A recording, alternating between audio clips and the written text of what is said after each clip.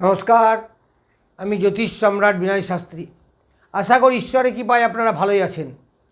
আজকে আমার ভিডিওর আলোচ্য বিষয় বৃশ্চিক রাশি বা লগ্নের জুলাই 2026 কেমন যাবে।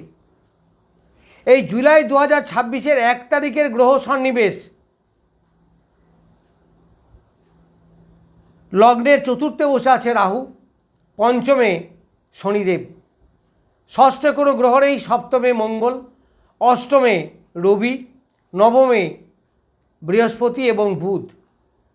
শুক্র এখানে আছে কিন্তু 3 তারিখ পর্যন্ত, 4 তারিখ এসে সিংহ রাশিতে চলে যাবে। আর সিংহ রাশিতে আছে কেতু, তাহলে দশমে কেতু এবং শুক্র, একাদশ দ্বাদশে কোনো গ্রহ নেই। তাহলে এই গ্রহ সন্নিবেশ অনুসারে আপনাদের জুলাই মাস কেমন যাবে। প্রথমেই বলি, লগ্নপতি লগ্নের সপ্তমে বসে লগ্নে দৃষ্টি দিচ্ছে, আবার দশমে দৃষ্টি দিচ্ছে, তার চতুর্থ দৃষ্টি, দশম একাদশে। তাহলে লগ্নপতি লগ্নে দৃষ্টি, তার মানে শরীর স্বাস্থ্য আপনার অবশ্যই ভালো থাকবে, মন মানসিকতা আপনার অবশ্যই ভালো থাকবে। এই মঙ্গল আপনাকে এনার্জি দেবে, কাজে এনার্জি দেবে, এগিয়ে যাওয়ার সাহস, ব্যবসার মাধ্যমে প্রচুর আয় উপার্জন করা, এইগুলো আপনি পাবেন। আবার ষষ্ঠের দ্বিতীয় স্থান হচ্ছে সপ্তম স্থান, ফলে চাকরির একটা বড় জায়গা লগ্নে দৃষ্টি দিচ্ছে, আবার সপ্তমে বসে দশম কানেক্ট করছে। তাহলে চাকরির একটা দারুণ সাফল্যের জায়গা হচ্ছে এই জুলাই মাস। অনেকেই নতুন চাকরি পাবেন, অনেকের চাকরিতে প্রমোশন হবে। যারা বাইরে আছেন তাদের কর্মে সাফল্য দারুণ দারুণভাবে হবে, কারণ দ্বাদশপতি বসে আছে দশমে কর্মস্থানে। যারা বিদেশে আছেন বা বিদেশে যাওয়ার চেষ্টা করছেন কর্মসূত্রে, তারা কিন্তু এই সময় যেতে পারবেন। এই সপ্তমপতি দশমে বসে আছে, তাহলে মঙ্গলের ডিসপোজিটর হচ্ছে শুক্র, সে দশমে বসে আছে। তাহলে বিলাসিতা কর্ম দারুণভাবে সাফল্য। যারা বড় বড় কোম্পানি, এই বড় বড় কোম্পানিতে কর্মরত অবস্থায় আছেন, তাদের কিন্তু দারুণ ডেভেলপ হবে, কারণ শুক্র মূলত বেশিরভাগ ক্ষেত্রেই বেসরকারি চাকরি দেয়। এরা বেশ শৌখিনতার সঙ্গে, বেশ সুস্থ স্বাভাবিকভাবে কর্ম করে থাকে, বেশ রাজকীয় পোশাক, অল্প পরিশ্রম করে কাজ। কারণ শুক্র আছে এখন মঘা নক্ষত্রে। মঘা নক্ষত্র মানে শুক্রের জন্ম নক্ষত্র। তো জন্ম নক্ষত্রে সব গ্রহই শুভ ফলদাতা হয়। আবার এই দশমে বসে চতুর্থে দৃষ্টি দিচ্ছে, আবার চতুর্থপতি শনিদেব পঞ্চমে বসে আছে এবং তুঙ্গ বৃহস্পতির নবম দৃষ্টি। তাহলে বিদেশে যারা আছেন তাদের ডেভেলপের সঙ্গে সঙ্গে স্বদেশে যারা আছে তাদেরও ডেভেলপ হবে। নিজ গৃহ কেনা বা তৈরি করা বা ফ্ল্যাট যারা কিনতে চাইছেন, তারা কিন্তু অনায়াসেই কিনতে পারবেন যদি কেনার প্রস্তুতি থাকে। যোগ আছে মানেই যে সেটা সাফল্য হবে এটা কিন্তু নয়, আপনার চেষ্টা কিন্তু অবশ্যই দরকার। আপনার জন্মছকে যদি শুক্র বলবান হয় এবং দশা যদি পারমিট করে, সাপোর্ট করে, তাহলে নিশ্চিত বলা যেতে পারে আপনার ডেভেলপমেন্ট হবেই হবে। যারা higher secondary level of the student, তাদের পড়াশোনায় বেশ উন্নতি হবে। মাতৃদেবীর শরীর স্বাস্থ্য বেশ ভালো থাকবে, কারণ চতুর্থপতির উপরে দেবগুরু বৃহস্পতির দৃষ্টি আছে, চতুর্থপতি শনিদেব। আবার এই পঞ্চম চতুর্থপতির ডিসপোজিটর অর্থাৎ মীন রাশির অধিপতি, সে এখন তুঙ্গ ক্ষেত্রে বসে আছে। তাহলে সন্তানের সাফল্য, মানসিক শান্তি, সঠিক ডিসিশন নেওয়া, এইগুলো কিন্তু হবে। আপনার ইমিউনিটি পাওয়ার অর্থাৎ রোগ প্রতিরোধক ক্ষমতা অনেক বাড়বে। ফলে যারা বয়স্ক লোক আছেন, নানা রোগের উপশমে ভোগেন, তাদের শরীর স্বাস্থ্য কিন্তু ভালো থাকবে, খুব ভালো থাকবে। তবে পায়ের সমস্যা যাদের আছে তাদের অতটা ভালো না থাকলেও তুলনামূলকভাবে বেটার থাকবেন। ওষুধ খেতে হবে কম, রোগ প্রতিরোধক ক্ষমতা এই সময় বৃদ্ধি পাবে, শরীরে এনার্জি বৃদ্ধি পাবে, মানসিক শান্তি থাকবে, সন্তানদের নিয়ে সুখে শান্তিতে থাকতে পারবেন।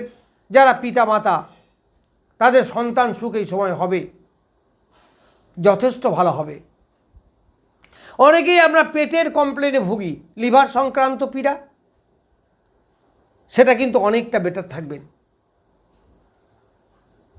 লিভার সংক্রান্ত পীড়া থেকে আপনারা অনেকটা মুক্তি পাবেন। এই ষষ্ঠপতি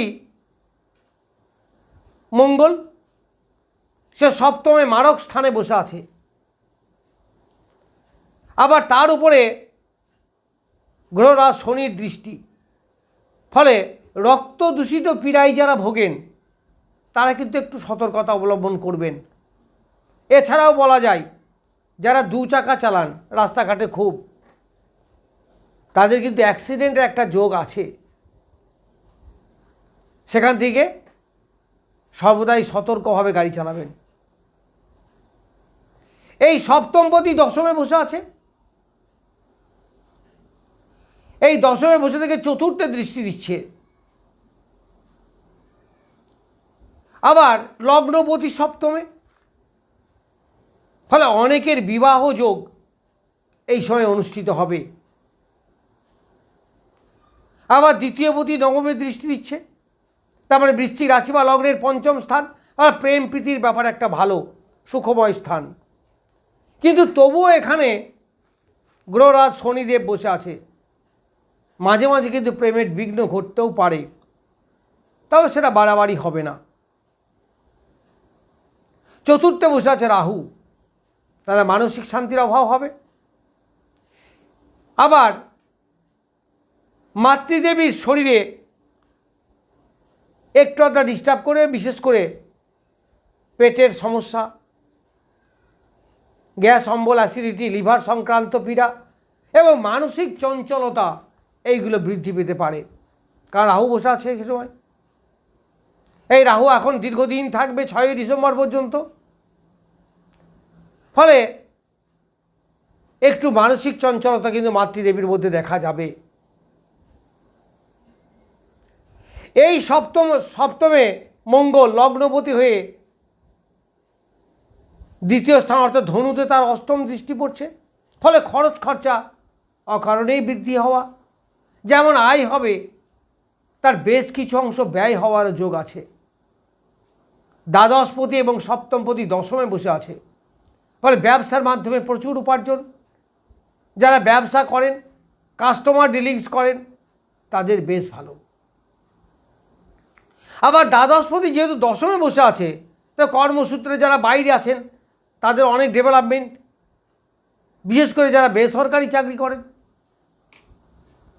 এবার অষ্টমপতি, তাহলে অষ্টমপতি নবমে বসে আছে, আবার এই একাদশপতিও বটে।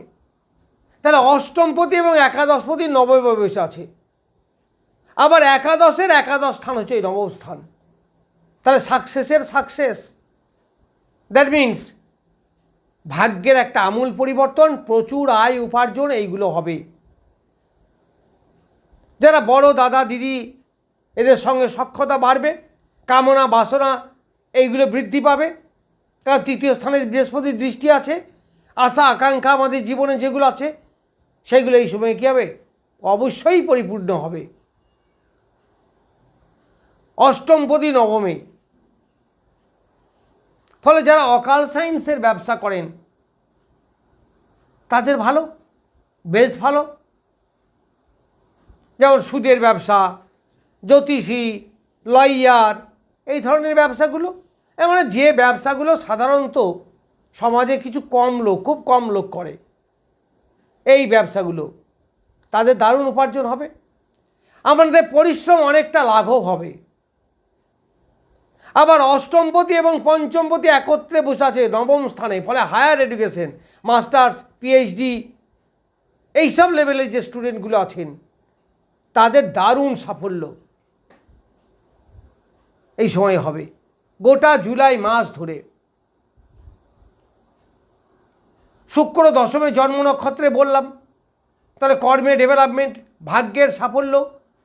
আবার পঞ্চমপতি এবং দ্বিতীয়পতি তুঙ্গে বসে আছে, তাহলে তুঙ্গে বসে থাকলে কী হবে? দ্বিতীয় মানে অর্থ। আবার দ্বিতীয়পতি একাদশপতি বসে আছে কোথায়? ভাগ্যস্থানে। তাহলে একাদশ মানে আয় আর দ্বিতীয় মানে অর্থ, তাহলে অর্থের সঙ্গে আয়ের একটা সম্পর্ক। দ্যাট মিনস অর্থ আপনার প্রচুর এই সময় আসবে। বিবাহ যোগ অনুষ্ঠিত হবে, আমি আগেই বলেছি। অনেকে প্রেম প্রীতির মাধ্যমে বিবাহ যারা করতে চাইছেন তাদের খুব ভালো সময়। মানে একটা নাল বলতে পারি যে এখন সব থেকে ভালো সময় বৃশ্চিক রাশি, কর্কট রাশি, ধনু রাশি, সিংহ রাশি, এদের কিন্তু বেশ ভালো সময়, গুছিয়ে নেওয়ার সময়। যাই হোক, আমি বৃশ্চিক রাশি বা লগ্নের জুলাই মাস কেমন যাবে সেই সম্বন্ধে কিছু বললাম। নমস্কার, আজ এ পর্যন্তই।